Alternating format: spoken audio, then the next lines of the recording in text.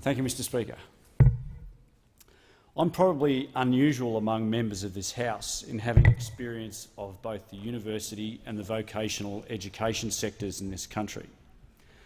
18 months after leaving school, I became an apprentice carpenter and joiner.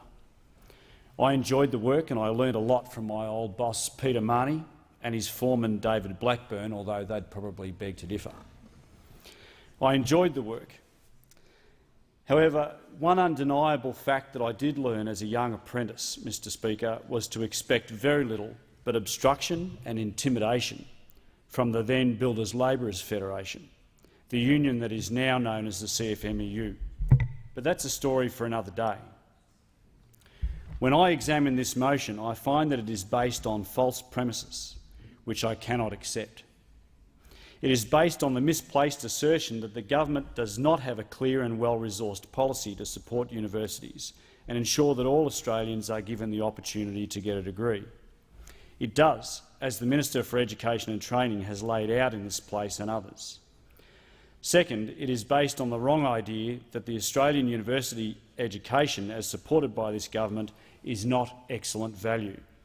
It is, as demonstrated by the many thousands of students from all over the world who come here to study. It's also a little-known fact that domestic university students in some courses pay as little as 20% of the actual costs of their degree. That is why HEX has its name. It's the Higher Education Contribution Scheme.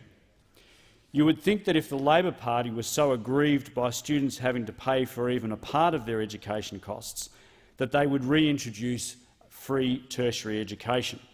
But of course, for all their posturing and confected outrage, they haven't and they won't, because they are all talk and no action, just like this motion put by the member for Sydney. I want to talk about the most damaging false assumption that lies beneath this motion, Mr Speaker.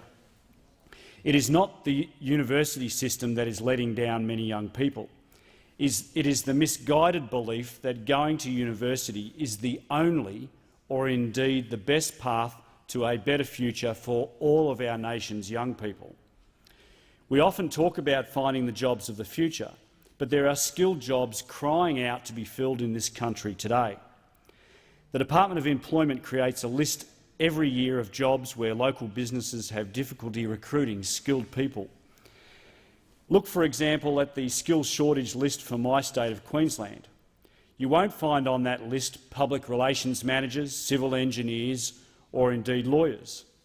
These are all admirable professions filled with dedicated and skilled workers, but the fact is we have plenty of them. What you will find on that list, the skilled workers that Queensland desperately needs are bricklayers, butchers, carpenters and joiners, painters and plasterers. You'll find welders, panel beaters, machinists and chefs. Stonemasons are also on the list. So are floor tilers and roof tilers. Most of these trades are listed as a statewide shortage, meaning employers are unable to fill or have considerable difficulty filling vacancies.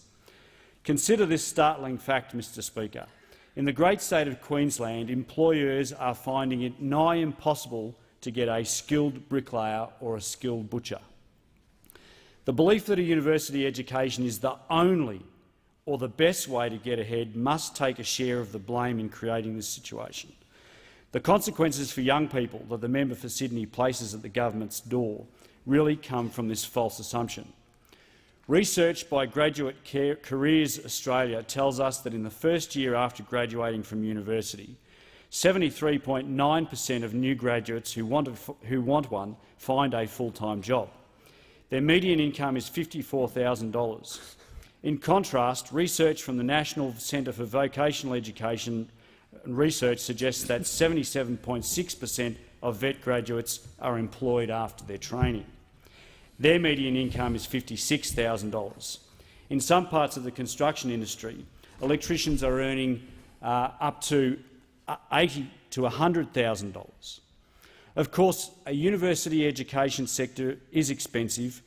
It's an intensive and resource-heavy process with no immediate commercial outcome. In contrast, an apprentice produces income generation from day one. If we don't do something about our skill shortages, Mr Speaker, this country will be facing a skill shortage not seen since the Second World War.